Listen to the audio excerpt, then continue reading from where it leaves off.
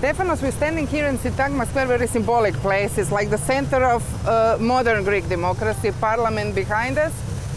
You had your military service, very interesting, as a member of the Guard. Yes. It's something very symbolic and powerful. How Yeah. was it for you doing all this? It was an incredible experience. I've been very, very lucky to have been selected to do it.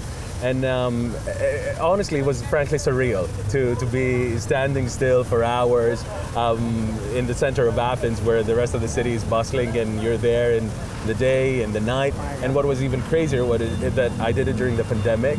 So a lot of the time, like, it was during complete lockdown. So you were just completely alone with your thoughts. It was a very meditative experience, I would say. What overall. you were thinking doing these steps? What was, you know, the thing that you remember, that you thought of? What I remember, I focused a lot on just being present, focusing on my breath, because you need to breathe like very well in order to be able to do all of the movements, and just making sure you're getting all of the steps right, because if you don't get them right, then there are consequences. They want us to be perfect, rightfully so. You're young, you're 31 years old. This series about youth in Europe today, the challenges and our common future. The history of Greece is the one that we all know, the cradle of democracy, our roots of Europe. The modern history of Greece is the one of, you know, military junta, and then rebellion of students, interesting, leftist students, and then this new era and new Republic of Greece. You had very turbulent decade. You have Eurozone crisis, refugee crisis, everything focus was on Greece. Do you breathe better now? I would say much better. Yeah, it doesn't compare to 10 years ago, to 2012, to 2015. The situation has changed a lot.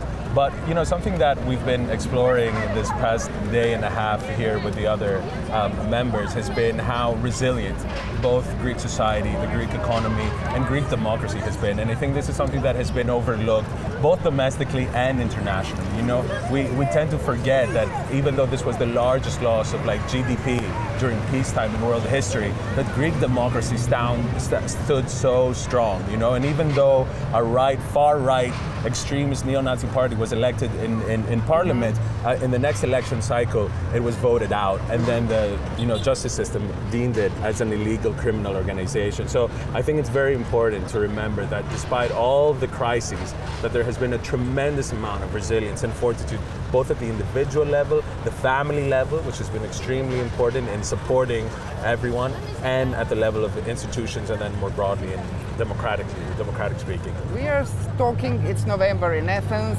We are going to see what kind of winter awaits us, but we are faced with unprecedented situation overall in the continent, new crisis with war in Ukraine, energy crisis.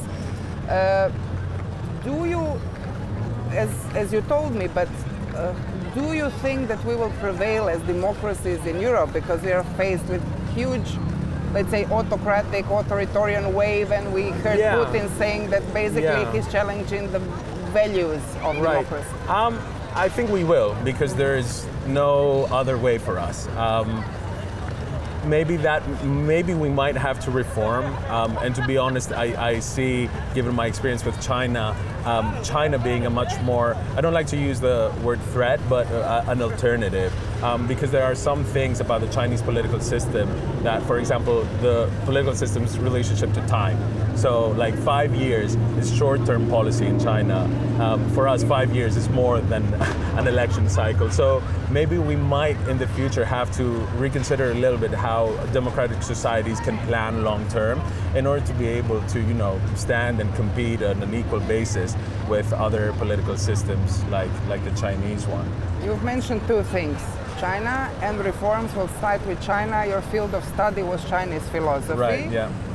Which, in your explanation of the different planet of thinking which China is, in a sense, can be added value for you in terms of your current job, which is basically helping the Minister of Education make a huge reform of education here in Greece. Right. So what are the challenges, and what is it that you are doing?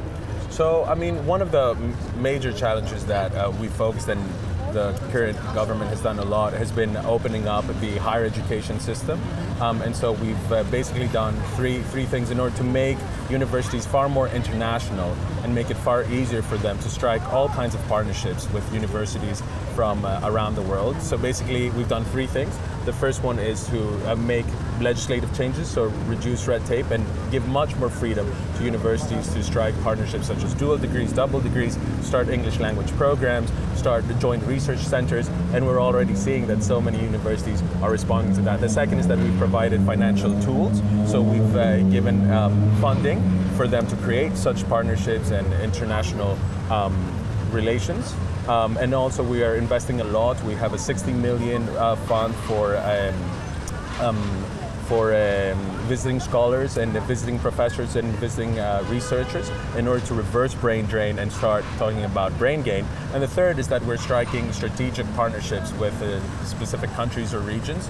Among them, the US is one of them, and I'm very happy to announce that actually tomorrow, 30 universities, US universities, including Yale, Harvard, Columbia, Princeton, and many others, are coming here to, on the one hand, celebrate the partnerships that they already have with Greek universities, and on the other to explore and expand and forge new partnerships with universities all around Greece. So they're going to be here for an entire week, and they're meeting with all Greek universities. So this is going to be broadcast February, March next year, so this will be not next week but several months prior to this. The issues of independence and autonomy of universities in Greece was very strong. I've mentioned that this, rebellion were coming from the university. There was much of resistance toward this reform. Why? So for this reform in particular, I would say it has been very popular, very broadly accepted across the political spectrum and across all, all universities. We see them, while initially there was some hesitation, I wouldn't even say resistance, not even opposition, just some maybe fear of the unknown, whereas now 3 years later we see that all universities across departments have really embraced the internationalization of universities because they see the benefits. There are very clear benefits, scientific exchange of knowledge, financial benefits because foreign students are fee-paying students. So these are all very tangible benefits for the universities. Of course, to answer your question, there has been resistance for other policies that have been introduced. Like what? I mean, the university police is one of them. What is it about? Because so I think talking about democracy and autonomy of university, these pictures were kind of scary looking from the outside, police entering universities. Right, so I think what's important here is to keep in mind a little bit the particularity of the higher education system in Greece, and because of the very strong autonomy that universities do enjoy. I mean, historically it's been a place that police has not been able to enter. At some periods early on, not even like the fire brigade would enter, like no organ of the state would enter the universities. So that unfortunately led to some instances of abuse, and that abuse has just never been really resolved. So we've had buildings which have been occupied for 30 years and have been left in complete squalor, a lot of just graffiti, a lot of abuse towards faculty from, not necessarily from people from within the university, but from far right or far left groups that abuse professors that they don't agree. So a lot of the violence that we've seen has been against the mission of universities, which is free speech and expression of ideas. So the role of the university police has been to protect that, for the universities to actually to fulfill their purpose, not the opposite. Talking about importance of education in today's Europe, which is changing demographically, digitally. Yeah. How do you see it? Because education cannot be the same as in my time. But for example, in Croatia, we do still have this, some say old-fashioned education. But how to adapt and transform, because it's a expensive reform. You need to train the teachers and professors, and things are moving like this. So how to adapt at all in these turbulent times? So the current government has like taken a very holistic approach in revamping and changing almost everything from pre-K to high school and education. The first big major difference has been that we have completely revamped all 166 school curricula. And the big change has been going from a knowledge-centric model to a skills-based paradigm. So instead of focusing on imparting knowledge, which is still obviously very important, what's more important is that students learn how that they acquire skills such as critical thinking, collaboration, communication, compassion, and of course a lot of digital skills. So this is something that we've done by changing all school curricula effectively, and also by introducing a new module called the Skills Labs, which focuses explicitly on the cultivation of soft, digital, but also life skills. So also talking about mental health and democratic citizenship, and how does a student protect him or herself, from bad use of the internet and misinformation, or, a filter on TikTok. Like, how do you deal with your self-image as a 14 and 15-year-old, unless someone teaches you that? And, oftentimes parents might not be the best suited to do that. So we've created this program, which is very innovative in a lot of different ways. And this is probably the most popular reform that the current government has introduced in terms of education, and we see it accepted by everyone. And just to a last point, to touch on the teacher training, we had a voluntary teacher training program, and we targeted 75,000 teachers, and almost 75,000 of them, almost 100%, participated in the teacher training. And this is something generally that we've done, that everything new that we introduce into the system, it always comes with associated teacher training, and we see that the teachers actually really love it and embrace it. So, how big of an issue is demographic decline, and how big of an issue is basically how to say, that young Greeks are still living with their parents?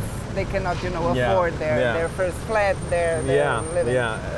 Demographic decline is particularly big problem in terms of education policy, because it's forcing us to reconceptualize the model on which we have been building schools. So basically, we are forced to close a lot of schools and integrate schools.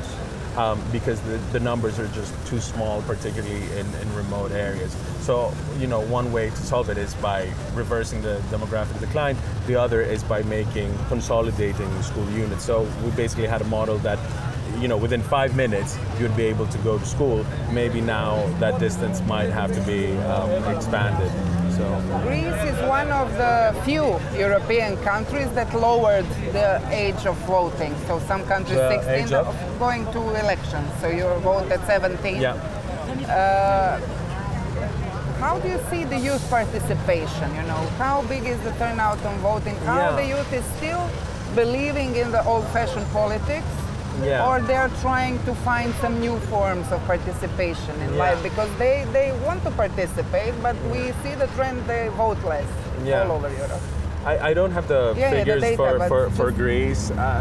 My feeling is generally that Greeks are generally very political. At least they love talking a lot about politics, and this is still true for the youth. I see it in my friends and my younger cousins, and hopefully this will reflect also in the polls by having them vote. I think, maybe part of the problem is that, traditional politicians are not necessarily addressing the youth in their own language and through their own means. So there's not that many politicians who are on TikTok, for example, and everyone I know is on TikTok and spends almost an hour there. So maybe we're not getting the. So we use Chinese technology to revamp Europe's democracy. Well, I mean, TikTok is just what is hot right now. In 10 years, it's going to be another app. For the end, as an advisor to the minister, as a person who went to very good schools and faculties, and a person who studied Chinese philosophy, which is something for admiration, I may say, what is Europe for you? Europe is home for me. Yeah, I've lived in the US, in China, in the UK, but I feel at home in Europe. Do you think the youth of today, which is much more globalized than my generation, will, keep the Europe alive in the future? I'm hopeful, yeah, I believe so. And I think, again, I don't have the data, but it seems that like a sense of dual identity, like I am Italian, Belgian, German, and I'm European, is much stronger among the youth. And a prime mechanism through which this has happened is the Erasmus program, which is probably one of the most successful European programs ever. You know, that experience of a semester or a year in another country just builds an incredibly strong European identity, and I hope that this manifests itself politically in the kinds of demands that European citizens are going to have for further European integration. Do you see Europe's youth more radicalized or more pro-decision, pro-European oriented? Maybe both. At the moment, maybe it seems both. But I think the overall trend seems to be more pro-Europe, or at least I hope so. Yeah. Thank you so much. Yeah. Thank you. Thank you for your time. Great.